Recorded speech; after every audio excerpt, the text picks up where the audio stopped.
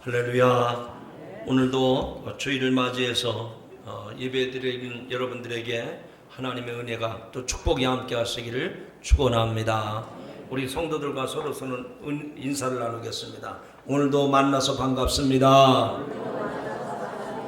예배가 축복입니다. 아멘. 예배 시간 중에 모든 순서가 다 중요하지만 특별히 우리 개신교는 말씀 듣는 시간이 참 중요합니다. 왜냐하면 말씀을 들음으로부터 믿음이 온다고 그랬어요. 믿음이 어디로부터 온다고요? 말씀을 들을 때 믿음이 온다고 그랬어요. 근데 마귀는 여러분이 말씀을 들을 때 온갖 잡념, 쓸데없는 생각, 근심, 걱정, 어떻게 해야지, 뭘 먹어야지, 이런 생각을 자꾸만 마귀가 줘요. 오직 말씀에 집중하는 시간 되시길 바랍니다. 그러려면 어떻게 될까? 오늘 말씀 한마디도 놓치지 않고 그 말씀을 잘 들으려면 따라합시다. 정좌해야 합니다. 자세가 반듯해야 설교가 잘 들려요. 제가 볼 때는 그 의자가요, 저도 앉아봐서 알아요.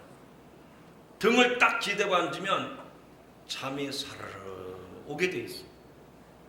그래서 좀 죄송하지만 히프를, 엉덩이를 의자 뒤에다 바짝 붙여야만 허리가 반듯하게 세워집니다. 그럴 때 몸도 피곤하지 않고 집중해서 들을 수가 있어요.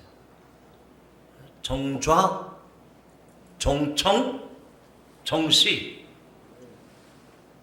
여기 우리 교회는 본당 구조가 타원형으로 되어 있기 때문에 강단을 집중해서 여러분이 앉은 자리 어디에 섰는지 강단을 이렇게 보게끔 되어 있거든요. 근데 옆으로 이렇게 다리 꼬고 앉으면 이렇게 좀 비꼬는 눈으로 보게 되어 있어요. 그렇게 하시면 안 돼요. 정좌, 정청, 그리고 정시. 어떤 사람은 또 앞사람 머리 뒤에 앉아가지고 목사님하고 설교하는 목사님 손바꼭질 안 하는 거야. 아니 자리가 여유 있는데 왜 그렇게 꼭 앞사람 머리 뒤에 숨어서 그렇게 하시는지. 너무 꼭 유치원 선생님 같은 얘기지만 이게 참 중요하기 때문에 미리 말씀을 드리는 겁니다. 지난 주일이 성령 강림 주일이었고 또 오늘은 삼위일체 주일로 지키고 있습니다. 우리가 교회력을 지키게 되는 것은 초대교회 성도들 그리고 예수님의 삶의 사역이 그렇게 이루어져 왔기 때문에 우리는 교회력을 만든 것이고 또 우리도 초대교회 성도들처럼 그런 건강한 신앙생활을 교회력을 따라갈 때 유지하게 되는 줄로 믿으시기 바랍니다. 삼위일체 하나님, 이건 신학적으로도 참 설명이 어려운 거예요. 그러나 여러분들에게 오늘 삼위일체 주일이 나하고 무슨 관계가 있느냐? 내가 믿는 하나님은 어떤 분이냐? 쉽게 말합니다. 쉽게. 여러분이 알아듣기 쉽게. 하나님은 아버지 같은 하나님이야. 아버지 같은 하나님. 아버지 그리고 부르면 왜 그래? 뭐가 필요해? 그리고 아버지가 거절한 적이 없잖아요. 우리가 믿는 하나님은 성부 하나님인데 아버지 같은 하나님이라는. 그러면 성부 예수님은 어떤 분이냐? 친구 같은 예수님. 할렐루야. 세상에 수많은 친구들이 있지만 상황에 따라서 조건에 따라서 등 돌리고 가는 사람들이 얼마나 많습니까? 그러나 예수는 나의 영원한 친구가 되시는 거예요. 세상 끝날까지 나와 함께 하시는 친구 같으신 예수님. 할렐루야. 그럼 성령님은 어떤 하나님이냐? 내가 어디 가서 무엇을 하든지, 내가 길을 걷든 잠을 잘 땐 무슨 일을 하든지 나와 늘 함께 하시는 보혜사 성령님, 나를 도우시는 성령님이심을 믿으시기 바랍니다. 그래서 우리는 오늘 삼위일체 주일을 지키면서 특별히 사도행전을 보면 초대교회 성령이 임했을 때 성도들이 어떤 모습이었는지를 잘 보여주고 있습니다. 오순절 마가다락방에 모여있던 사람들에게 성령이 임했을 때 그 사람들을 보고 세상 사람들이 이렇게 말을 했어요. 야, 저 사람들은 새술에 취하였다. 술에 취했다. 여러분, 술 취한 거는요, 몇 가지 증세가 있어요. 첫째는 뭐든지 무서워하는 게 없어요. 술 취한 사람들은 전봇대를 들이받아도 무서워하잖아요. 그냥 차가 왔다 갔다 하는데도 대로처럼 그 길로 뛰어들어. 술 취한 사람은 무서운 게 없어요. 그리고 술 취한 사람은요, 뭐가 그렇게 좋은지 자기 세상을 늘 기뻐해요. 그러니까 초대교회 성도들이 성령 충만 받았다는 말은 조금도 예수님의 죽음에 대해서 두려워하지 아니하고 세상에 줄 수 없는 기쁨으로 충만했다는 거예요. 성령 받으면 이렇게 용감하게 되고 기쁨이 충만한 줄로 믿습니다. 그러므로 모든 성도 여러분 가정마다 주님이 주시는 성령의 충만함이 있기를 축복합니다. 우리 기독교는 감사의 종교요 기쁨의 종교입니다. 그러나 불행하게도 이 시대를 살아가는 우리 모든 성도들은 여러 가지 영적 문제점을 가지고, 그 영적 문제점이 뭐냐? 불평과 불만의 바이러스 때문에 기쁨과 감사가 점점 사라지고 있다는 거예요. 아니, 예수 믿고 살면 성령 받고 성령 받으면 기쁨이 충만한 게 당연한데 언제부턴지 기쁨이 사라졌어요. 그리고 매일 하늘이 무너지는 것처럼 근심, 걱정, 염려 이런 거에 사로잡혔다. 이런 것은 세상의 어떤 병보다도 무서운 질병이 아닐 수가 없습니다. 그러나 오늘 하나님 주신 본문 말씀 22절에 보니까 지금은 너희가 근심하나 내가 다시 너희를 보리니 너희 마음이 기쁠 것이요. 따라합시다. 너희 기쁨을 크게 하시. 너희 기쁨을 빼앗을 자가 없느니라. 뭐를 빼앗을 자가 없다고요? 우리에게 주신 기쁨을 빼앗을 자가 없다는 거예요. 성령님이 우리 안에 들어오시면, 주님이 우리 안에 거하시면 어떤 상황, 어떤 처지, 어떤 형편이라도 낙심하고 불평, 불만, 근심, 걱정, 염려하지 아니하고 기쁨으로 살 수 있다는 거예요. 이런 은혜가 오늘 여러분에게 임하시기를 주님의 이름으로 축원합니다. 그래서 이런 말씀을 중심으로 빼앗길 수 없는 기쁨, 이런 제목으로 말씀을 증거할 때 여러분에게 은혜가 되기를 축복합니다.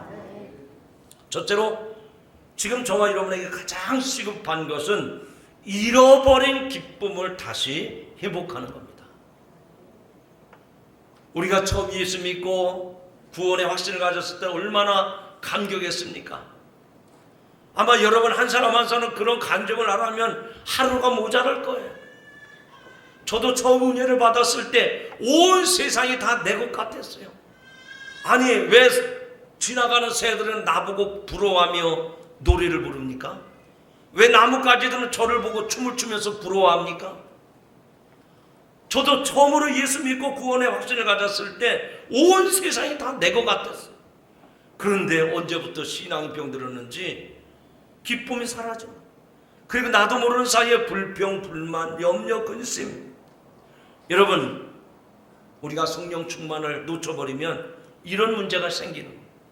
오늘 성령이 다시 우리 가운데 오심으로 말미암아 잃어버린 기쁨을 회복하는 시간이 되기를 축복합니다. 옆 사람 쳐다보고 이야기하시죠. 기쁨을 회복합시다. 우리들이 살아가는 삶의 모습을 보면 과거 옛날보다는 비교할 수 없을 만큼 큰 그런 형편이, 여건이 좋아졌어요. 흔히들 말하는 행복 지수가 옛날보다는 많이 높아진 것 같아요. 통계청과 한국은행에 따르면 우리나라 2017년도 기준인데 1인당 소득 29,743달러에서 작년도 2018년도 기준 1인당 소득 3만 달러를 돌파했습니다. 1인당 소득 기준이 세계 26위에 올랐습니다. 유엔 산하 자문기구인 지속가능발전해법 네트워크, 이 기구가 참 이름이 어려워요. 영어로 SDSN이라고 그러는데 거기에서 유엔 산하에 있는 전문 자문기구입니다. 거기에서 공개한 2019년도 올해죠. 세계 행복 보고서에 따르면 우리나라는 행복 지수가 54위로 소득 대비 비교적 높은 순위가 아니라 평균치보다 밑에 떨어졌어요. 바꿔 말하면 국민소득 3만 불 시대 선진국에 우리가 살아가고 있는데, 그러나 그 선진국 사람들처럼 행복지수가 높으냐? 아니라는 거예요. 평균 이하라는 거예요. 행복해지고 싶으냐? 라는 질문에 모두 예외 없이 물론이죠. 행복하고 싶습니다. 그렇게 얘기를 합니다. 그렇다면 여러분이 느끼는 행복을 느끼는 상황과 조건이 어떤 것인지를 한번 점검해 봐요. 나는 이럴 때 행복하다. 나는 이런 조건이, 이런 상황이라면 난 행복할 것 같다. 그런 상황과 조건이 뭐냐 이거예요. 돈 많으면 행복합니까? 건강하면 행복한 겁니까? 자식들이 잘 풀려지면 정말 살만 나는 거예요? 꼭 그런 것만은 아니라는 겁니다. 세상에 돈 많은 기업인들 얼마나 많습니까? 근데 그 사람들 보고 물어보세요. 당신 정말 행복하십니까? No. 그런 것은 잘 모르고 그냥 행복했으면 좋겠다. 그것도 아닙니다. 행복하려면 내가 어떤 것에 행복해 하느냐, 어느 정도 소유할 때 행복한지, 내가 바라는 그 기준에 얼마나 가까이 갔는가, 그거에 대해서 우리는 기뻐할 수 있는 거예요. 요즘에 많은 사람들이 탈도시화 현상 일어나가지고 대기업에 다니던 사람들이 그 일을 내려놓고 깊은 산골에 들어가서 두 식구, 남편과 아내가 둘이 그냥 근근히 살아갑니다. 그런데 도시에서 그 문화혜택을 누릴 때보다도 그 깊은 산속에 사는 것이 더 행복하다는 거예요. 그 돈이 있다고 행복한 게 아니라는 겁니다. 남보다 더 많은 부와 성공을 가졌다고 해서 반드시 행복으로 이어지는 것이 아니라는 말입니다. 오히려 조금 모자르게 가진 사람이 그런 형편이나 조금 나아지는 것을 느낄 수 있는 행복감이 더 크다는 것이죠. 많이 가진 것만으로는 행복 조건이 되지 않는다, 그런 얘기입니다. 경제적인 부가 행복의 유일한 척도가 되지 못한다는 얘기입니다. 행복의 개념 자체가 그런 겁니다. 즉 행복하려면 결국 자기가 원하는 그 행복의 조건이 충족돼야 된다, 그 얘기입니다. 그렇다면 여러분들은 믿음을 가지고 살아가는 성도들인데, 믿지 않는 사람들이 가지고 있는 그 기준에 여러분이 나도 돈을 벌어야 돼, 나도 건강해야 돼, 그렇다면 믿는 사람과 믿지 않는 사람의 차이가 무슨 차이가 있을까? 여러분들이 믿음을 가졌다고 하면 믿음 안에서 찾는 행복을 발견하기를 주님의 이름으로 축복합니다. 우리가 과거보다 잘 사는데 기쁨을 상실하고 있습니다. 그러므로 이제 잃어버린 기쁨을 회복하려면 먼저 지금 우리가 얼마나 행복한 환경 속에 있는가, 내가 지금 불행한가 행복한가, 내가 지금 처한 상황과 형편이 어떤가, 이거를 정확하게 짚어볼 때, 난 이 정도면 충분해, 그 정도면 내가 충분해, 그래서 스스로 만족할 수가 있다는 얘기입니다. 재미있는 우화 중에 어미돼지와 새끼돼지 이야기입니다. 새끼돼지 몇 마리가 어미돼지를 따라서 그 돼지 우리 안에서 있습니다. 그때 우리 밖에 몇 마리 소가 사람들에게 고삐에 매여서 끌려가는 것을 보았습니다. 그런데 돼지들을 보니까 그 고삐에 붙잡혀 끌려가는 소들이 몸집이 얼마나 큰지, 그리고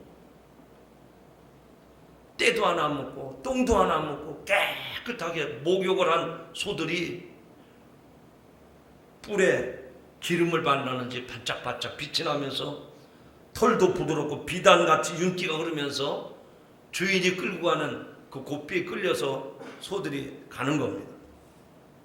우리 안에 갇혀있던 돼지 새끼들이 그걸 보고 엄마 돼지한테 불평을 합니다.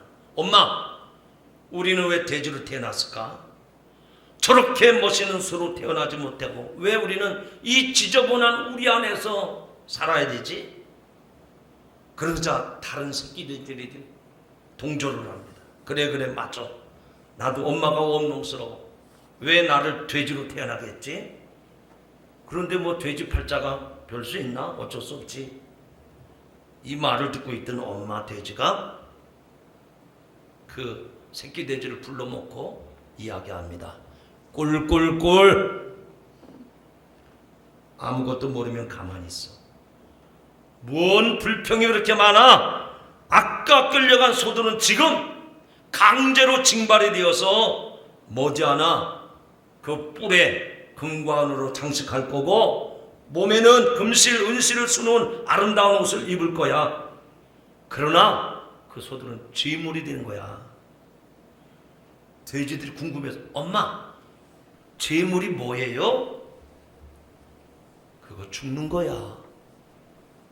지금 저 소들이 살이 쪄가지고 머리에다가 기름을 바르고 뭐 털이 윤기가 나는 것 같지만 조금 있다가 죄물이 될 거야. 엄마 돼지가 이야기합니다. 그러자 새끼 돼지들이 조용해졌어요. 곱게 태어나서 잘 먹고 편하게 지나는 것 너희들이 뭔지 알겠니? 그러니 이제부터 불평하지 말고 돼지 팔자가 최고인 줄 알아. 기쁨으로 살아라. 그래서 돼지들이 엄마 말을 듣고 지금까지도 꿀꿀꿀 한답니다. 우화입니다마는 이 이야기 속에는 큰 교훈이 있어요. 내가 얼마나 행복한 환경에 있다는 사실을 잊어버리고 밖에 지나가는 소들을 보고 야, 너희들은 팔자도 좋다. 어떻게 몸에 기름을 발랐는지, 너희들은 어떻게 뿔에다가 그렇게 금관을 두르고 다니냐. 여러분, 지금 소가 팔자 좋아서 그러는 게 아니라 조금 있으면 잡혀서 재물되는 거기 때문에 소 팔자가 좋은 팔자가 아니에요. 여러분, 하나님은 우리들에게 각기 다른 환경을 주셨지만 다 서로 다른 기쁨을 누릴 수 있도록 우리를 개성있게 각 사람이 다 다르게 살아가도록 우리를 지어놓으신 줄로 믿으시면 아멘 하시기 바랍니다.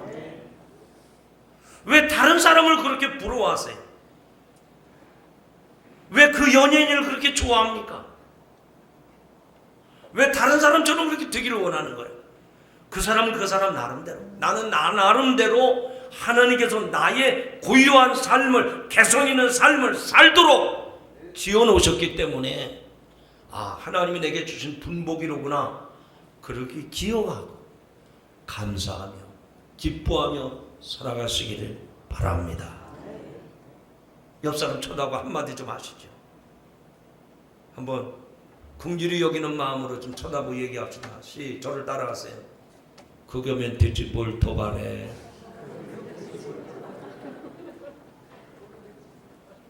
틀린 말이에요? 욕심 부리지 마세요. 하나님은 저와 여러분에게 과하지도 않고 부하지도 않고 모자라지도 않고 적당하게 우리의 인생에 허락해 주신 줄로 믿으시기 바랍니다. 항상 구원의 기쁨을 가지고 살았던 성군 다윗은 어느 날 임금으로 자기의 위치를 지키지 못하고 그만 여인을 범죄한 후부터 그 전에 있었던 기쁨을 한순간에 다 잃어버리고 말았어. 그래서 기쁨을 잃어버리고 난 다음부터 이 다윗이 하나님 앞에 기도하는데 시편 51편에 보면 잘 나와 있습니다. 하나님이여 내 속에 정직한 마음을 창조하시고 내 안에 정직한 영을 새롭게 하옵소서. 나를 주 앞에서 쫓아내지 마시며 주의 성령을 내게서 거두지 마소서. 주의 구원의 즐거움을 내게 회복시켜 주시고 자원하는 심령을 주사 나를 붙드소서. 할렐루야. 하나님께 주신 분복을 간수하지 못하고 그것에 대해서 기뻐하고 감사하지 못했을 때 타락하는 다윗이 되고 말았어요. 여러분, 세상에 부러운 거 많이 있죠? 그러나 여러분들이 나는 이것으로 감사합니다, 나는 이게 내 인생의 최고입니다. 그게 뭡니까? 돈이에요? 지식입니까? 학벌입니까? 여러분의 출신 성분입니까? 그런 것이 다 갖춰져 있더라도 구원받지 못한 백성이라면 그 인생의 모든 것이 다 허사합니다. 내가 두고두고 많이 있어도 감사할 수 있는 유일한 기쁨의 조건이 있다면 하나님이 저와 여러분을 구원해 주신 사실로 감사하시기 바랍니다. 한번 따라합시다. 하나님, 정말 감사합니다. 구원해 주신 것 감사합니다. 이런 감사가 있는 사람들에게는 우리의 삶에서 찾아오는 어려움, 근심, 걱정, 염려, 두려움 다 물리칠 수가 있어요. 근데 구원받은 것에 대해서는 까마득하게 잊어버리고, 나도 저 사람처럼 차도 좀 좋은 거 타고, 나도 저 사람처럼 집이 좀 넓었으면 좋겠고, 공중나는 새를 보라, 들에 핀 백합화를 보라. 하나님께서 이렇게 입히시고 이렇게 먹이시거든 하물며 너희일까 보냐. 여러분, 구원받은 것 그 자체만으로도 우리는 기뻐할 수 있고 감사할 수 있는 줄로 믿으시기 바랍니다. 그러나 만에 안에 우리들에게 구원이 기쁨이 없고 감사가 없다면 우리는 정말 고칠 수 없는 영적인 깊은 병에 든 것입니다. 독감에 걸리면 음식이 다 쓰듯이 지금 우리가 영적인 독감, 감사 불감증, 기쁨 불감증에 걸려 있는 것입니다. 그러므로 이제 우리들은 잃어버린 기쁨과 감사를 찾아야 됩니다. 왜 잃어버렸습니까? 하나님이 귀한 줄 모르고, 내가 구원받은 것을 귀한 줄 모르고 믿음을 잃어버리니까 우리가 세상 현실만 쳐다보고 감사하지도 않고 기뻐하지도 않고 그저 입만 열면 불평불만입니다. 오늘 이 아침에 보혜사 성령께서, 우리 하나님 아버지께서, 우리의 친구 되신 예수님께서 우리에게 잃어버린 믿음을 되찾게 하실 줄로 믿으시기 바랍니다. 여러분에게 구원의 기쁨과 감격이 회복되게 하실 줄로 믿습니다. 기쁨은 두 가지 기쁨이 있습니다. 하나는 빼앗길 기쁨이고 다른 하나는 빼앗지 못할 기쁨입니다. 세상에는 누구나 기쁨이 있지만 그러나 대부분의 경우 빼앗길 기쁨을 가지고 살아가는 겁니다. 뭐 좋아라 하지만 하루 저녁 자고 나면 또 근심 걱정이 없네 사로잡혀 사는 사람들이 있단 말이죠. 그래서 기뻐하는가 싶었는데 얼마 안 가서 그 기쁨이 물거품처럼 아침 안개처럼 사라지는, 계속해서 그 기쁨을 구하지만 빼앗지 못할 기쁨이 아니라 일시적인 사라지는 기쁨 때문에 그렇습니다. 처음부터 그 기쁨은 사라질 기쁨인데 사라지지 않기를 바라는 것이 잘못된 것이었습니다. 그러므로 우리들은 빼앗지 못할 기쁨을 구하고 그 기쁨을 소유하는 여러분들 되기를 주님의 이름으로 축원합니다. 오늘 주님은 20절에서 말씀합니다. 내가 진실로 너희에게 이르노니 너희는 곡하고 애통하겠으나 세상은 기뻐하리라. 너희는 근심하겠으나 너희 근심이 도리어 기쁨이 되리라. 예수님께서 십자가에 못 박히게 되니까 사람들은 곡하고 애통합니다. 반대로 바리새인들과 서기관과 대제사장들은 물론 세상 사람들도 좋아서 너무나 기뻐합니다. 주님의 죽음이 한 무리의 사람들에게는 곡과 애통이 되고 한 무리의 사람들에게는 기쁨이 되었어요. 예수님께서 죽으시고 3일 후에 부활하시면 곡하고 애통하던 제자들이 기뻐하실 것이라고 주님이 말씀을 합니다. 따라서 기독교는 기쁨의 종교입니다. 믿는 자의 본질은 기뻐하는 거예요. 어떻게 기뻐해야 될까요? 상황과 조건이 아무 어려움이 없으니까 기뻐한다. 아닙니다.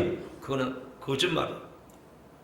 예수 믿는 성도들의 기쁨은 고난이 와도 기뻐할 수 있고 환난이 와도 기뻐할 수 있고 살아도 기뻐할 수 있고 죽어도 기뻐할 수 있게 되는 줄로 믿으시기 바랍니다. 이게 예수 믿는 성도들에게 주어지는 전천후의 기쁨이에요. 믿는 자는 어떤 험한 일을 당해도 그것을 기쁨으로 승화시킬 수 있는 것이 기독교요 주님의 주시는 기쁨인 줄로 믿으시기 바랍니다. 오늘 21절 22절 말씀입니다. 여자가 해산하게 되면 그때가 이르렀으므로 근심하나 아이를 낳으면 세상에 사람 난 기쁨을 인하여 그 고통을 다시 기억하지 아니하느니라. 지금은 너희가 근심하나 내가 너희를 보리니 너희 마음이 기쁠 것이요 너희 기쁨을 빼앗을 자가 없으리라. 우리에게 주신 부활의 기쁨은 흔들리지도 않을 뿐만 아니라 결코 빼앗기지 않을 것이라고 주님이 말씀을 합니다. 근데 우리는 믿음이 흔들릴 때가 있어요. 그러나 걱정하지 않는 것은 그 믿음의 뿌리가 뽑히지 않습니다. 흔들릴 수는 있어요. 흔들릴 수는 있어요. 그러나 그 믿음의 뿌리에 부활신앙을 갖고 있기 때문에 아무리 세상 세파가 힘을 합쳐도 뽑히지 않습니다. 오늘 이 부활의 신앙, 예수 부활의 신앙이 여러분에게 있어지길 주님의 이름으로 축원합니다. 부활의 생명 모든 것을 다시 살아나게 만듭니다. 망해도 일어서고 병들어도 죽지 않고 죽더라도 다시 사는 것이 부활의 신앙이란 말입니다. 저를 좀 눈을 크게 뜨고 쳐다보세요. 그리고 저를 따라 하시죠. 한번 따라 하시죠.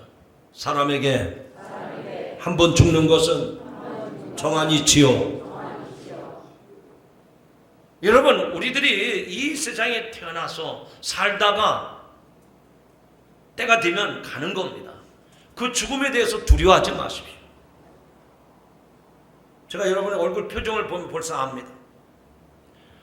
정확하게 제가 짚어서 말씀을 드립니다. 이미 여러분들은 죽었던 사람이에요. 여러분들 이미 다 죽었던 사람이에요. 아유, 목사님 그게 무슨 말씀입니까? 성경을 들이대볼까요? 여러분, 이미 우리는 죄 때문에 죽었던 사람이에요. 그런데 뭐가 이뻐서, 뭐가 불쌍해서 주님이 저와 여러분에서 십자가 지셨습니까? 그분이 십자가 달려 죽으심으로 그 피로 말미암아 우리가 죄사함 받고 다시 산 사람인 줄로 믿으시면 아멘 하십시오. 그래서 다시 사는 사람이에요. 이제 죽어도 여한이 없는 사람이에요. 그렇기 때문에 사도 바울의 고백을 빌리자면 사나 죽으나 내 몸에서 그리스도만 존귀케 되기를 원하노라. 여러분, 죄로 말미암아 죽었던 우리를 예수님이 살리셨다고 하면 이제는 주님이 기뻐하시는 대로 살아가는 것이 믿음의 자세요 성도의 올바른 모습인 줄로 믿습니다. 여전히 육신에 대해서 전전긍긍한다면 그것은 구원의 확신이 없는 사람. 오늘 우리가 믿음을 가지고 살지만 우리의 삶에도 고난과 슬픔과 어려움이 찾아옵니다. 이런 환경적인 요소로 인해서 겪게 되는 어려움은 그렇게 중요한 게 아니에요. 그런 것은 아침 안개와 같습니다. 태양이 떠오르는 순간 안개는 다 순식간에 사라집니다. 우리는 바람이 불고 폭풍우가 몰아친다고 걱정하지 않습니다. 그런 것들은 지나가고 나면 또 밝은 태양이 나오게 말입니다. 안개도 바람도 폭풍우도 영원한 것이 아니기 때문에 영원한 것은 오직 우리 주 예수 그리스도 뿐이기 때문에 그분과 함께하는 삶이 되기를 주님의 이름으로 축원합니다. 마지막 세 번째로 빼앗길 수 없는 이 기쁨을 소유하려면 어떻게 해야 될까요? 탕자가 아비집을 찾아가듯이 본향집을 찾아가야 됩니다. 찬송 273장 여러분 아는 찬송이죠. 나 주를 멀리 떠났다 이제 옵니다. 나 주의 길에 시달려 주여 옵니다. 나 이제 왔으니 내 집을 찾아 주여 나를 받으사 맞아 주소서. 여러분, 요즘 여행 문화가 많이 성행하고 있지만 집 떠나면 뭐라 그래요? 아니 좀 여러분이 하는 말 좀 얘기해요. 집 떠나면 뭐라 그래요? 아니 그렇게 점잖게 얘기하시네. 저는 들은 얘기 그대로 합니다. 집 떠나면 개고생이라고 그래요. 좋다 그리고 여행 갔지만 고생이 이만저만이 아니라는 겁니다. 그런데 여행 갔다가 피곤하고 지친 몸을 가지고 집에 들어오는 순간부터, 문을 여는 그 순간부터 마음이 편안하고 기쁘고 즐거웠습니다. 야, 뭐니 해도 뭐가 최고예요? 내 집이 최고예요. 내 집이 최고. 성도 여러분, 우리가 지금 인생을 나그네같이 살아가고 있습니다. 오늘은 이건 내일은 저건 방황하기도 하고 갈 바를 알지 못하기도 해요. 그러나 우리가 영원히 쉴 수 있는 것은 아버지 집인 줄로 믿으시기를 바랍니다. 아버지 집에 돌아갈 때 당장한 기쁨을 입어갈 수 있는 거예요.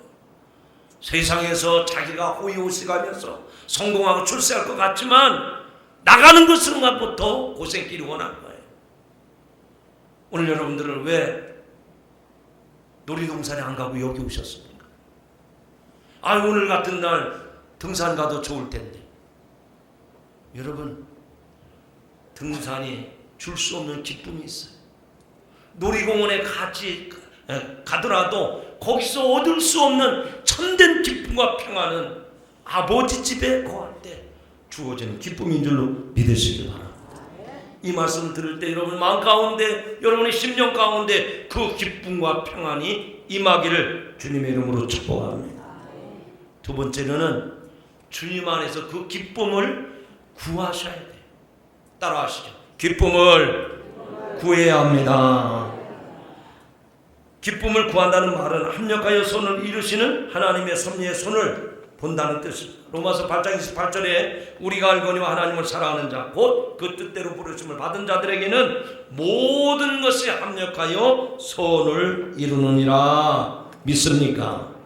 빌립보서에 보면 기뻐하라는 말씀이 18번이나 나와요. 거기서 바울은 주 안에서 기뻐하라, 기뻐하라, 기뻐하라. 세상에서 기뻐하라고 하지 말고 주 안에서 기뻐하라고 사도 바울은 말을 하고 있어요. 심지어는 사도 바울이 그 편지를 빌립보 성도들에게 쓸 때 자신이 발과 손에 착고가 채여서 감옥에 갇혀있는 불편한 상황에서도 밖에 있는 성도를 향해서 내가 다시 말하는 기뻐하라. 여러분, 오늘 저와 여러분이 주어진 상황과 형편과 여건이 어려워도 주님이 나와 함께 하시면 감옥 안에 갇혀 있더라도 우리 입술에 찬송이 넘치고 마음에 기쁨과 노래가 흘러넘치게 될 줄로 믿습니다. 그리고 남들과 함께 나눌 수 있는 기쁨이 되어야 합니다.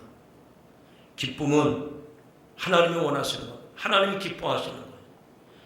데살로니가전서에 말씀합니다. 항상 기뻐하라, 쉬지 말고 기도하라, 범사에 감사하라. 항상 기뻐하라 그랬어요. 항상 기뻐하라. 이는 그리스도 예수 안에서 너희를 향하신 하나님의 뜻이라. 하나님의 뜻이 우리가 기뻐하는 거예요. 기뻐하는 거예요. 불평, 불만, 원망, 두려움, 근심, 염려, 이건 마귀가 좋아하는 거예요. 그것도 모르고 그냥 눈만 뜨면 하늘이 무너지듯 그냥 탄식을 하고 걱정을 하고. 여러분 안에 기쁨이 충만하기를 주님의 이름으로 축원합니다. 네 번째는 그 기쁨을 빼앗기지 않도록 잘 간직하셔야 됩니다. 여러분, 하나님이 우리에게 구원받고 하나님의 자녀가 되게 하셨으니 이거보다 더 큰 기쁨이 어디 있겠어요? 이해가 안 되실 것 같아서 제가 이렇게 말을 바꿔서 얘기합니다.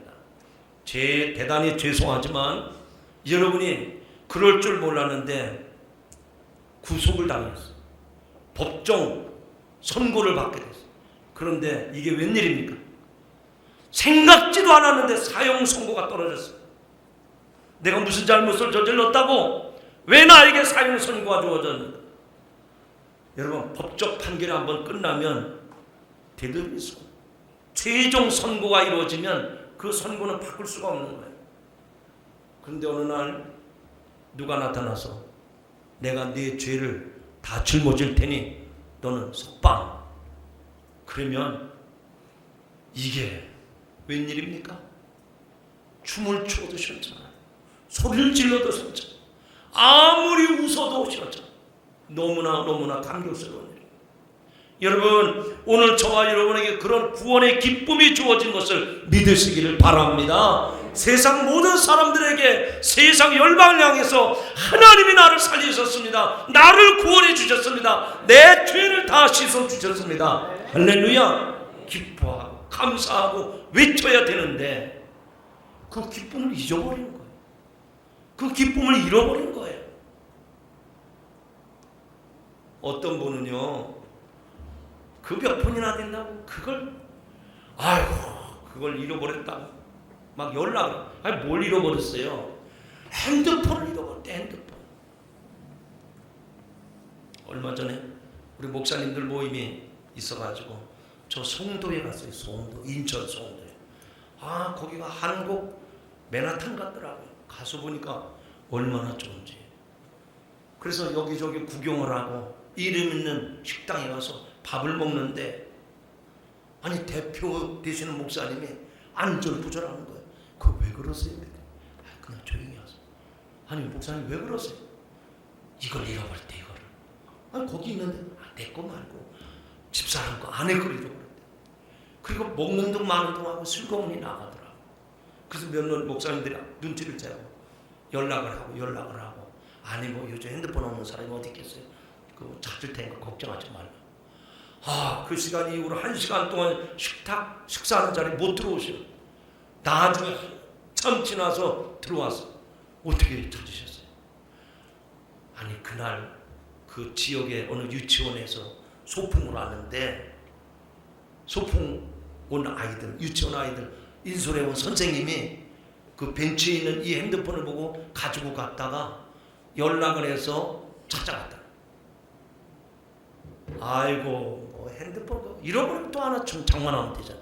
거기에 모든 내용이 다 담겨있대. 여러분, 어떠세요? 지금 잃어버린 거 많아요. 핸드폰보다요, 지갑 잃어버린 것보다도요 더 중요한 걸 잃어버렸어요. 뭘까요? 구원의 기쁨을 잃어버린. 이거를 지금 내가 찾아야 되는데, 괜찮아요, 되시오. 그 구원의 기쁨은 잃어버리면 안 되는 건데, 그걸 잃어버려도 아무 상관없는 것처럼 그렇게 살아요. 오늘 좀 경각심을 가지고, 주여, 내가 이 세상 사는 동안 주님이 주시는 기쁨 가지고 살게 하옵소서. 서로 약속을 합시다. 얼굴 쳐다보고 우리 사는 동안 기쁨을 가지고 삽시다. 그 기쁨을 이미 주셨어요. 주님께서 이미 주셨어요. 그렇기 때문에 그 기쁨을 놓치지 않도록 우리가 늘 깨어 있습니다. 성경에 보니까 귀한 은혜를 받고도 귀한 줄 모르고 함부로 놀리다가 잃어버린 사람들 많아요. 에서는 장자권을 가볍게 여기고 팥죽 한 그릇에 야곱에게 장자권을 팔아버렸어. 뺏겨버렸어. 삼손은 하나님께 성별된 나시른으로 태어났지만 거룩한 정체성을 잃어버릴 때 원수들 앞에서 두 눈을 뽑힘을 당하고 조롱을 당하다가 이방 신전 지붕에 깔려 죽고 말았어. 왜 그랬어요? 하나님이 주신 거룩함이라고 하는 정체성, 그 신령한 거룩한 기쁨을 잃어버렸을 때 비참한 인생이 돼요. 사울왕은 교만해서 다윗에게 왕권을 빼앗겼지 않았습니까?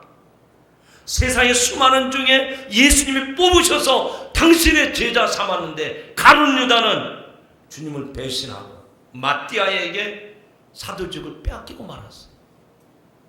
성도 여러분, 지금 마귀 사탄이 여러분을 주시하고 있어. 주시하고. 그래, 너 오늘 김 목사한테 설교 들었는데, 그래, 기쁨을 간직하겠다고? 너 예배당 문만 열고 나가봐라. 마귀가 나가자마자 아우, 왜 이렇게 더워? 그 오늘이 뭐가 덥습니까? 나가자마자 뭐 부채질을 해가면 아우, 짜증나네, 덥네. 뭐가 짜증나요? 뭐가 그렇게 불평입니까? 오늘 이 예배당에 와서 말씀 듣고 은혜 받고, 그래, 내가 사는 기쁨은 주님이 날 구원해 주신 그 기쁨으로 사는 것이구나. 마귀에게 그 기쁨을 빼앗기지 마시고 믿음을 가지고 그 기쁨을 간직하며 살아가는 여러분 되시기를 주님의 이름으로 축원합니다. 하나님 감사합니다. 오늘 삼일체 주일을 맞이해서 하나님은 우리에게 아버지처럼, 예수님은 우리에게 친구처럼, 성령님은 우리를 천군 천사처럼 지켜주시고 동행하심을 믿습니다.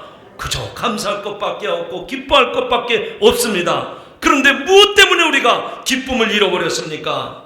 주님 우리에게 말씀하신 대로 우리에게 하나님이 그 기쁨을 빼앗을 자가 없다고 말씀했사오니 이 기쁨을 가지고 살아가게 하여 주시옵소서. 주님과 함께 성령 충만한 생활함으로 날마다 감사하며 기뻐하며 살아가게 하옵소서. 예수님의 이름으로 기도하옵나이다.